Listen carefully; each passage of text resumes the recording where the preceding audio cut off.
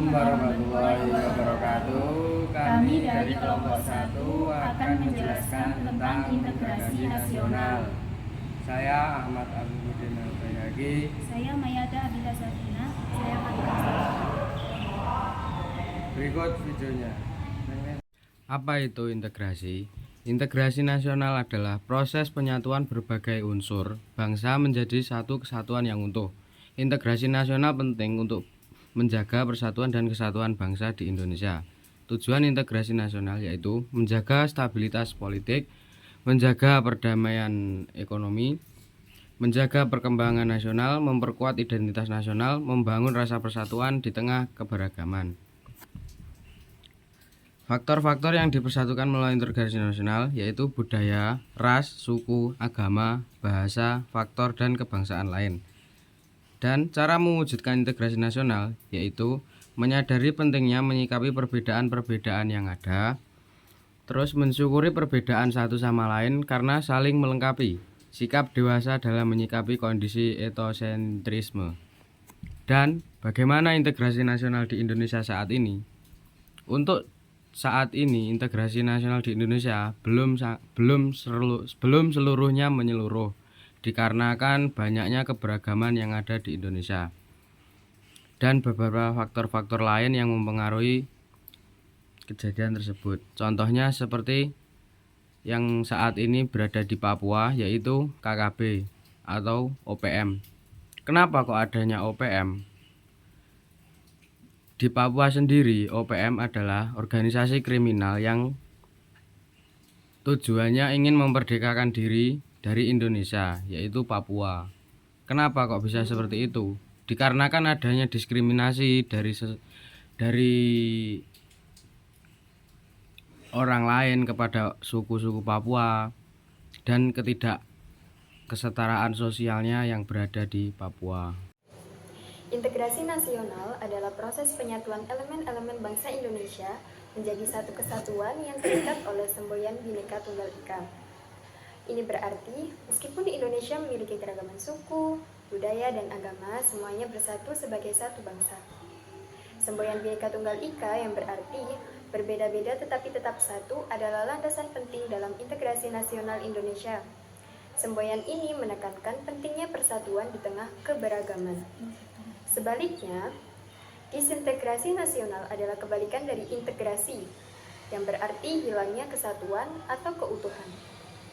Menurut Kamus Besar Bahasa Indonesia, disintegrasi berarti hilangnya kesatuan atau keutuhan.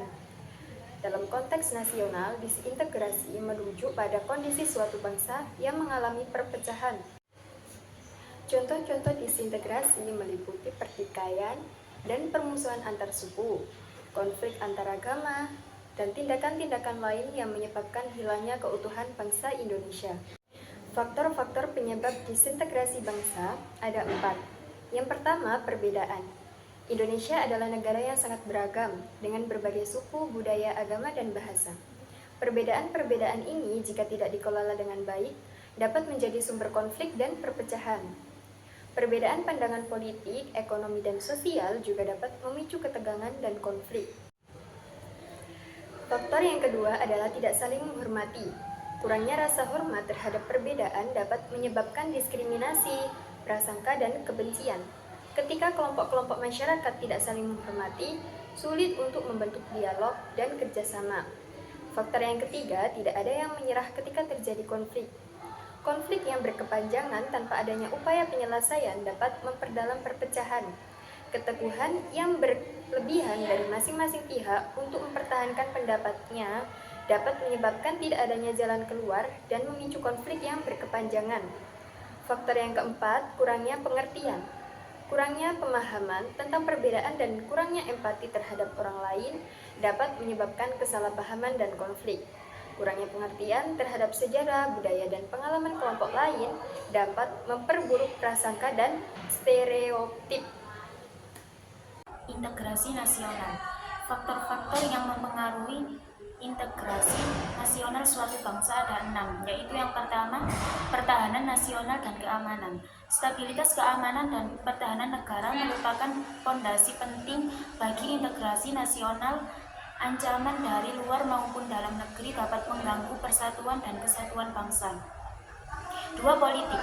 Sistem politik yang adil, demokratis, dan inklusif dapat memperkuat integrasi nasional, partisipasi masyarakat dalam proses politik, dan kesetaraan di hadapan hukum adalah faktor kunci. 3. Kekayaan alam. Pengelolaan sumber daya alam yang adil dan merata dapat mengurangi kesenjangan sosial dan ekonomi yang pada gilirannya memperkuat integrasi nasional. 4. Sosial dan budaya.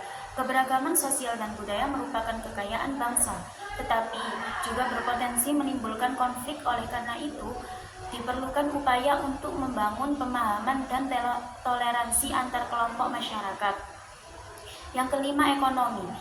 Kesenjangan ekonomi dapat menjadi sumber konflik dan mengancam integrasi nasional. Pembangunan ekonomi yang merata dan inklusif diperlukan untuk mengatasi masalah ini. Yang keenam, geografi. Kondisi geografis Indonesia yang terdiri dari ribuan pulau membutuhkan upaya khusus untuk menjaga konektivitas dan kesatuan wilayah.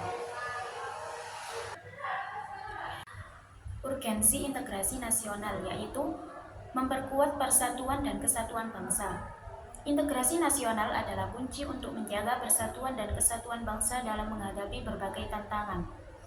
Mempersulit negara lain yang ingin memecah belah. Bangsa yang memiliki integritas yang kuat akan lebih sulit dipecah belah oleh pihak lain. Sekian video penjelasan dari kami. Wassalamualaikum warahmatullahi wabarakatuh.